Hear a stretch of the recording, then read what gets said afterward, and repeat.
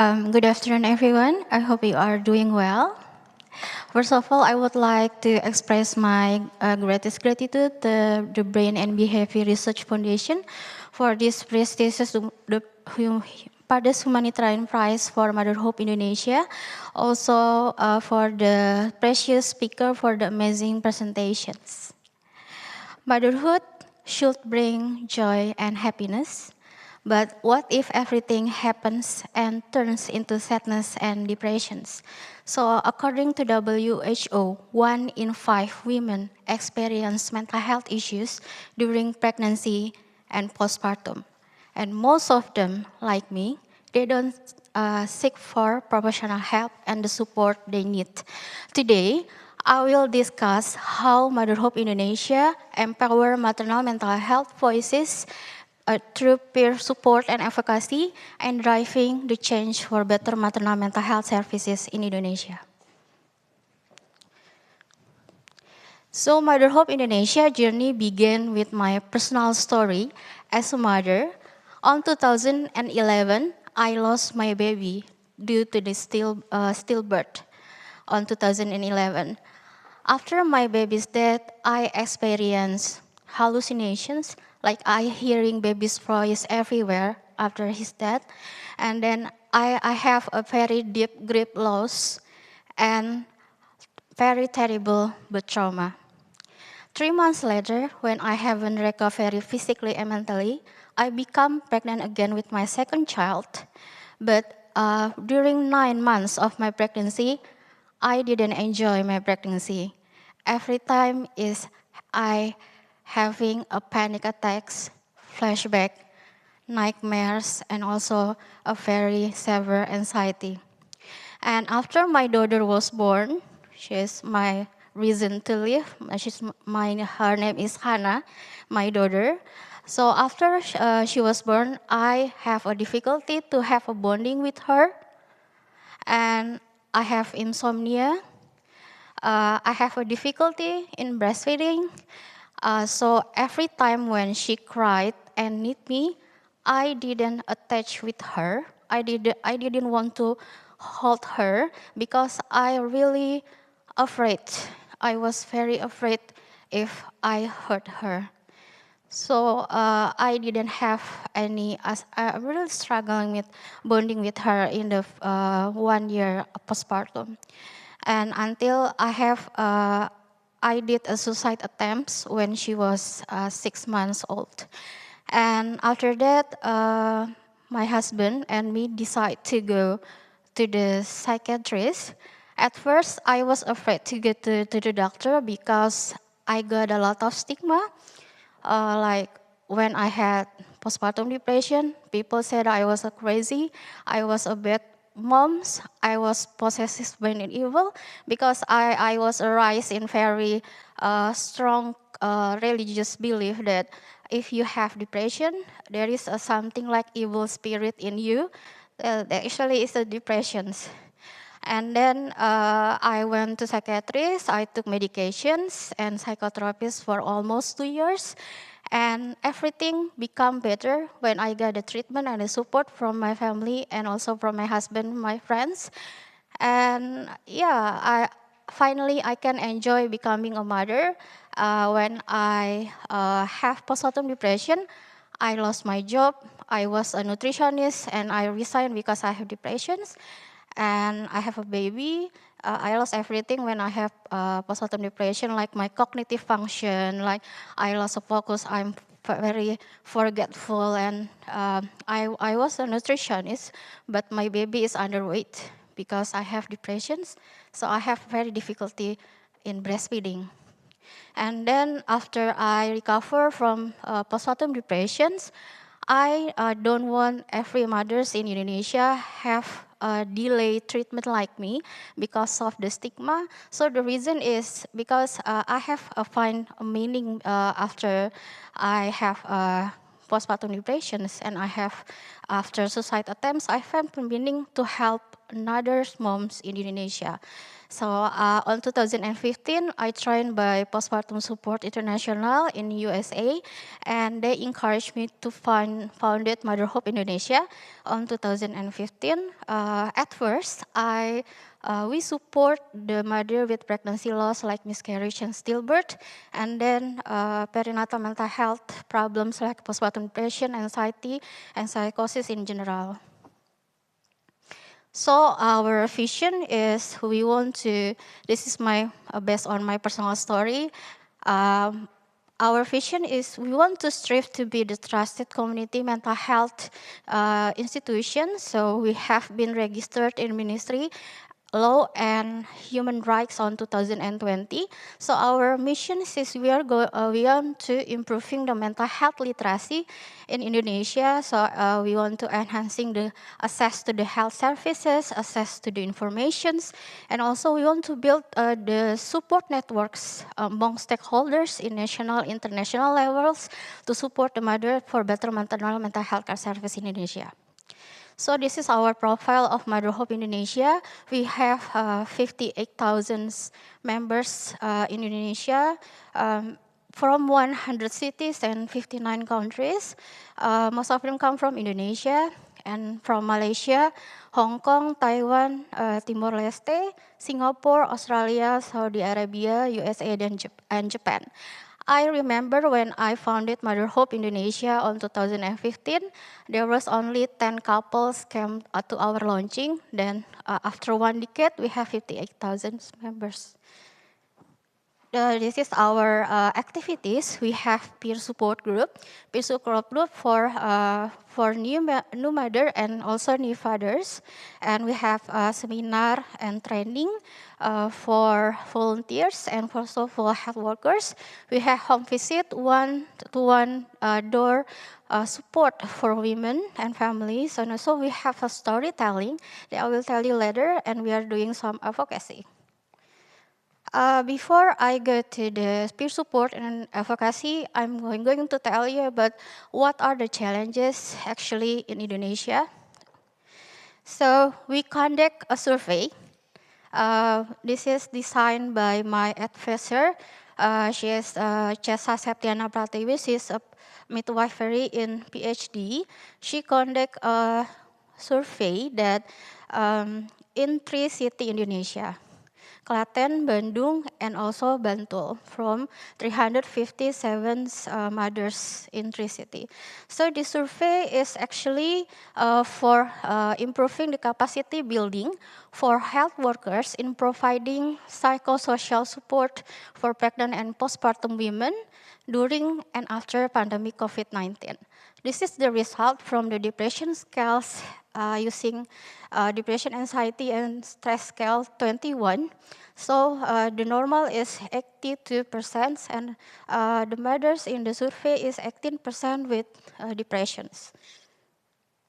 And also, the surprisingly is anxiety is more common than depression based on the survey, with the 32% anxiety with the like until severely, and this 68 normal.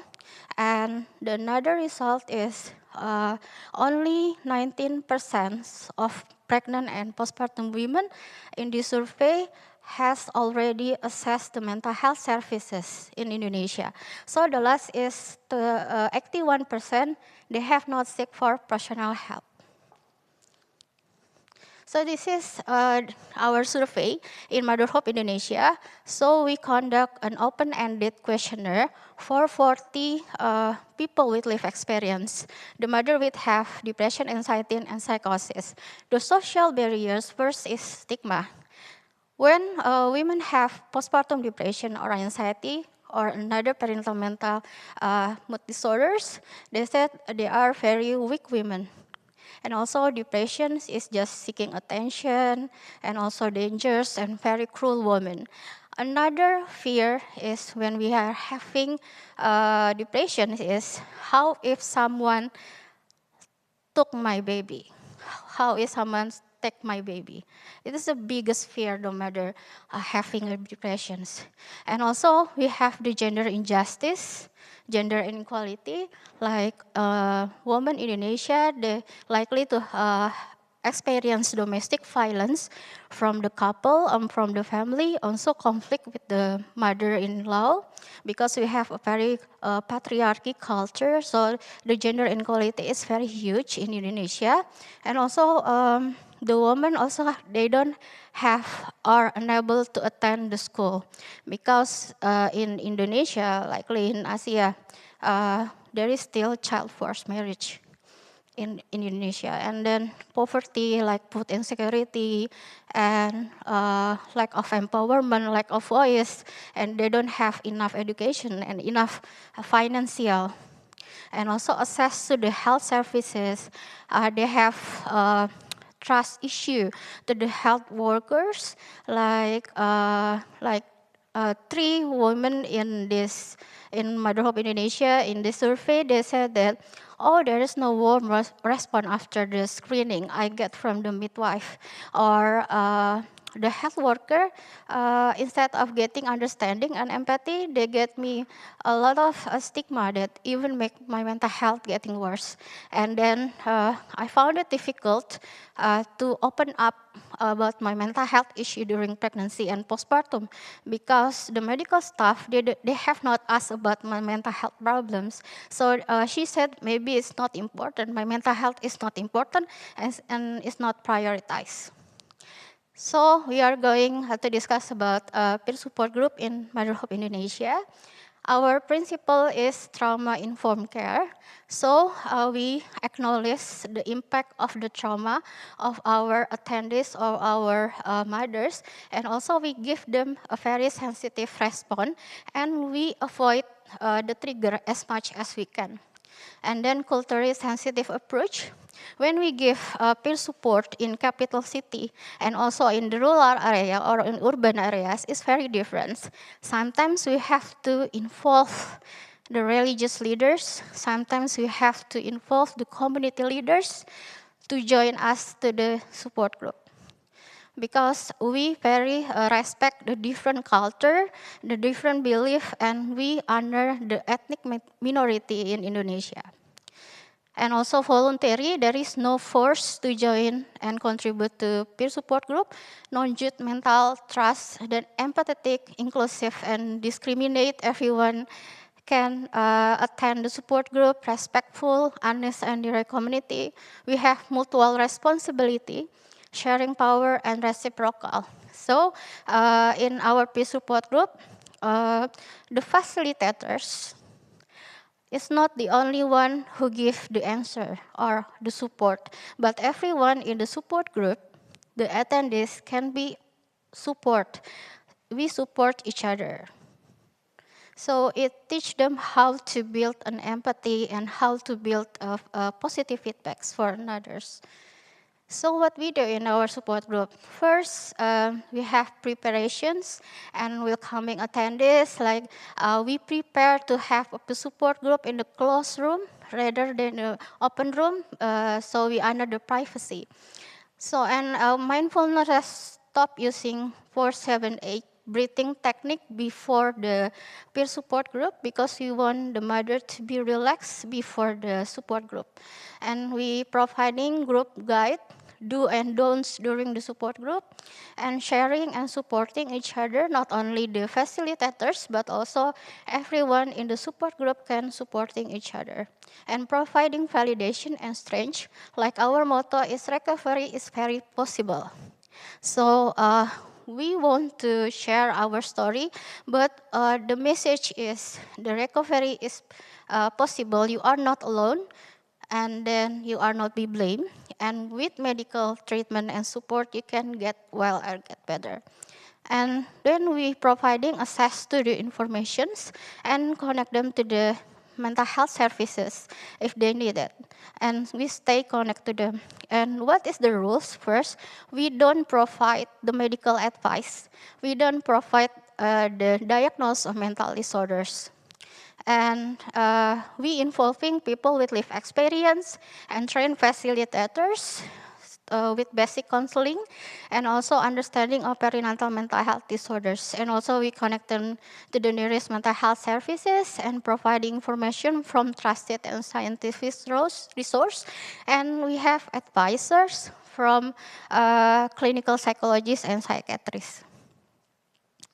This is the testimonials from our members when they attend the support group from Nadia. She said that she's very happy with the support group because she can share without a fear of being stigmatized. And from Siti, she said that Mother Hope Indonesia is my safe place, and peer support group is very helpful for my recovery process, and we encourage them to get to the psychiatrist and get better. Okay, so I would like to tell you about the advocacy we are doing in Mother Hope Indonesia. So the advocacy is in our termination is involves effort to promote mental health and emotional well-being of pregnant and postpartum women in Indonesia, not only for the women but also the family, because perinatal mental health is not only affect the mothers but also affect the development of the babies, all the children also, and the family in the whole well-being. And what are the key goals of our support our advocacy? First, we want to reduce the stigma and discriminations when people finally can seek for help, support, and treatment for their mental health. And also we increase access to the care and integrate services, promote education and screening, and support diverse populations in marginalized population, ethnic minority, not only in capital city but also in rural area, and mothers with prone to the disaster area, because Indonesia has a lot of natural disaster like earthquakes, so we need to support them also. And then we promote human rights. So what we do in our advocacy? First, we educate. We educate the society, we educate the health workers, and also we speak up in the media, speak up in the television, speak up in the government, speak up in the ministry, and train the life experience, train the health workers, train the volunteers. And then we organize. And who does the advocacy? First, the life experience, who have been recovery from parental mental health issues, families, caregiver, and health workers can do advocacy. Everyone can do advocacy. So this is one of the long process of advocacy in Mother Hope Indonesia. We are doing advocacy for 2019, so we sent a letter from the Ministry of Health about please make a screening, and also health worker training to the Ministry of Health. And then there is no answer for 1 year.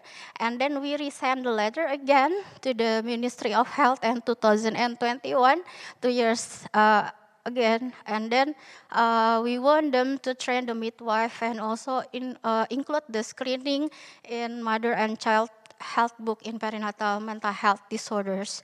And also finally, after 2 years, we are sending a lot of letters to the Ministry of Health. Finally, there is an answer from Ministry of Health, from the director of Ministry of Health. They said, oh yes, finally they agree to make guidelines to the health workers and screening instrument in mother and child health book. So since this is the pink one is the book in maternal and child health book. So when you get pregnancy and postpartum, you will bring this book to the midwife. Before 2029, there is no depression, anxiety in this book. Only about the nutrition, breastfeeding, pregnancy, and physically health. But after we doing some advocacy, finally in 2021-24, there is depression, anxiety in this book. So mental health is as important like physical health. like when you have anemia, when you have preeclampsia, it is very important. But perinatal mental health is also important. And then finally, on 2025, in this year, there is more maternal mental health content in Mother and Child Health book. More content in this book. And then more online training for the midwife. On perinatal mental health in 2024 until 25.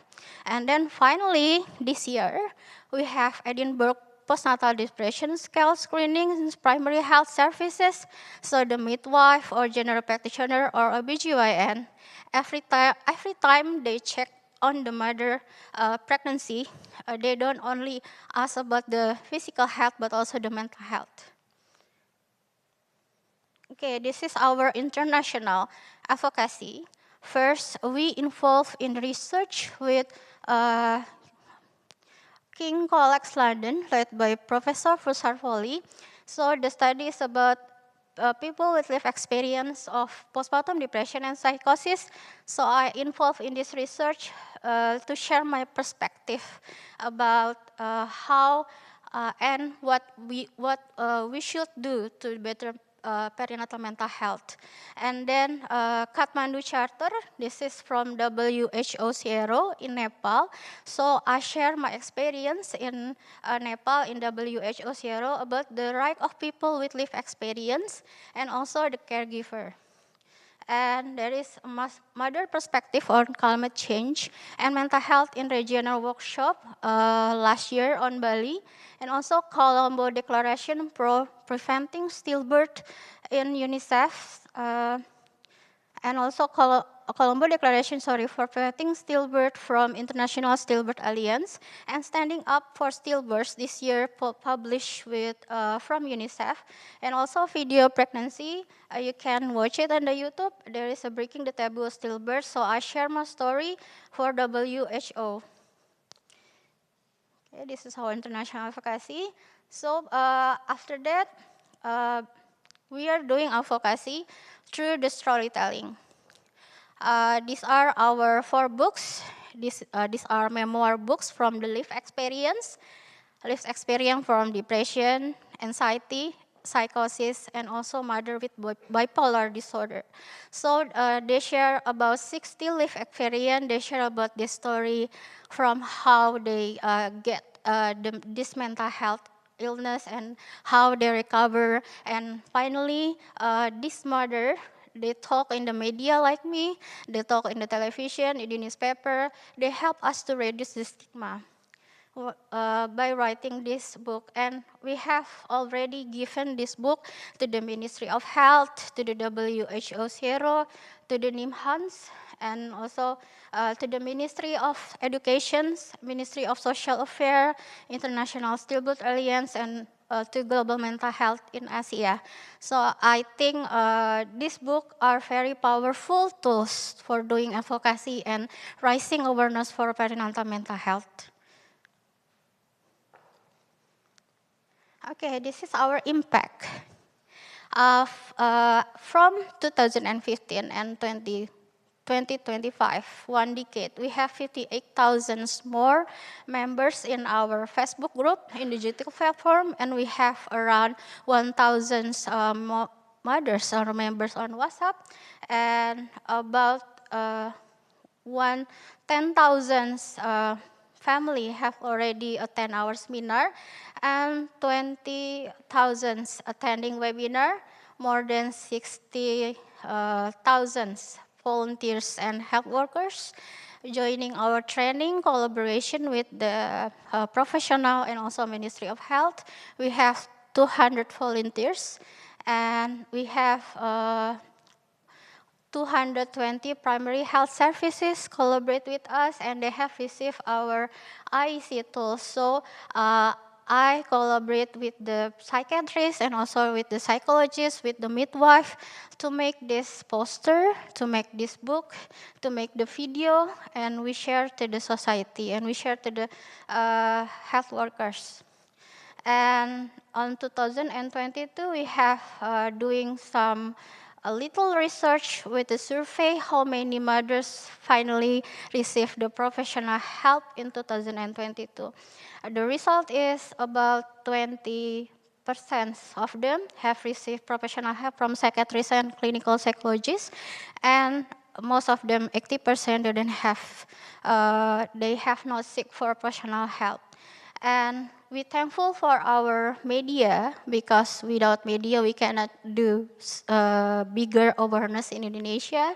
Thank you for WHO and Meta, and there is our Better World from CNN and BBC. They very help us in raising awareness perinatal mental health in Indonesia.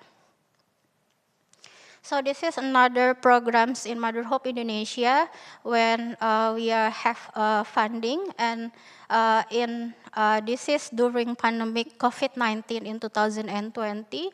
The program is one step closer to mom, because the mothers, pregnant and postpartum mom, they need psychosocial support during pandemic COVID-19.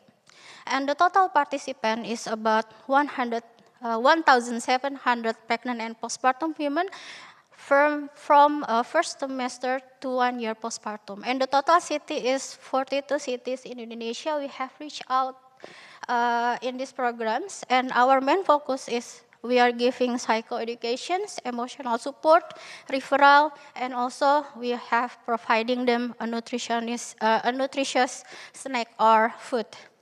And we involve 150 midwives in these 42 cities during pandemic, and they have been trained by the psychologists and psychiatrists during this program.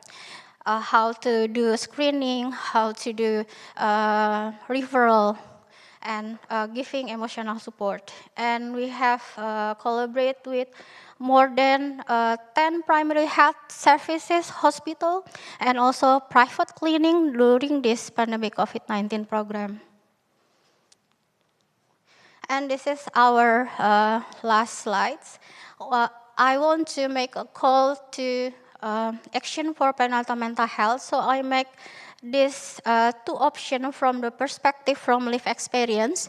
So we have conducted an open-ended questionnaire for 40 lived experience in Mother Hope Indonesia. What they say is they want a health workers trainings, how to make screenings and understanding in home visit, referral, and mental health and psychosocial support. And they said that the screening tools is not the only one important, but how the health workers delivering and have a respectful relationship with the mother is more important than the screening tools itself.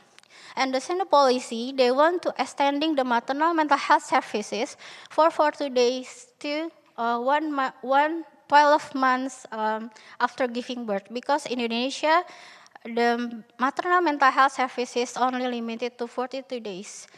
But perinatal mental health problem can happen anytime in 1 year postpartum.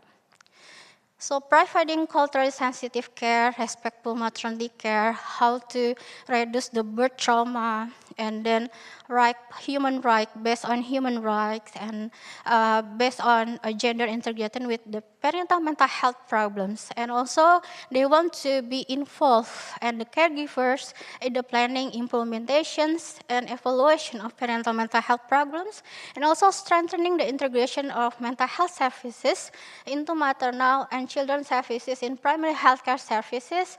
Also, they want a partner family and support society anti-stigma campaign in the social media.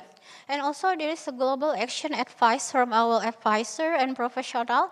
First, we want the global efforts, to establish the standards and integrate care into health, and then integrate international policies. How the government should include perinatal mental health in the national policies, and linking them to the allocation budget for proper funding in intersectoral collaborations. So not only about the Ministry of Health, but also social affairs and another sector. And we want more research in perinatal mental health and how to develop culturally appropriate screening tools based on Indonesia culture and intervention for perinatal mental health. And then we want to strengthen the health system, integrate evidence-based mental health approach to the routine sexual, reproductive, maternal, and child health services. And also, we want how the government and the global action address the social determination, because tackle the underlying social factors like poverty and lack of support and domestic abuse that very contribute to the perinatal mental health problems. And the last is we have the same opinion how to tackle the stigma, because the implement programs to reduce the stigma can be associated with seeking and assessing mental health during the perinatal period. So with this tackle stigma program, many people can assess and get the support they need. They don't need have to be afraid to seek for professional help. And I want to close my presentation with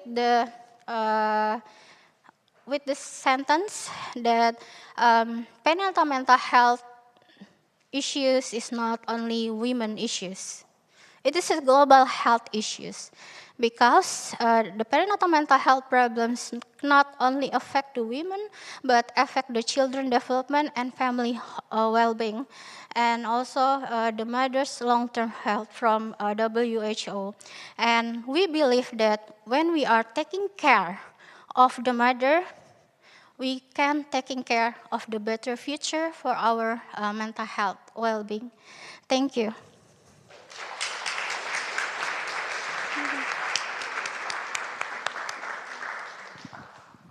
Thank you so much. We don't have time for questions, but you'll be here so people can certainly get you after this. I just have to say, I am so inspired by what you've accomplished. It's amazing that one person could do so much, 58,000 people, all of these things, and plus what you plan on doing, there's no doubt you're going to accomplish all that. So thank you so much for coming halfway around the world to share this with us and accept this award. Thank you.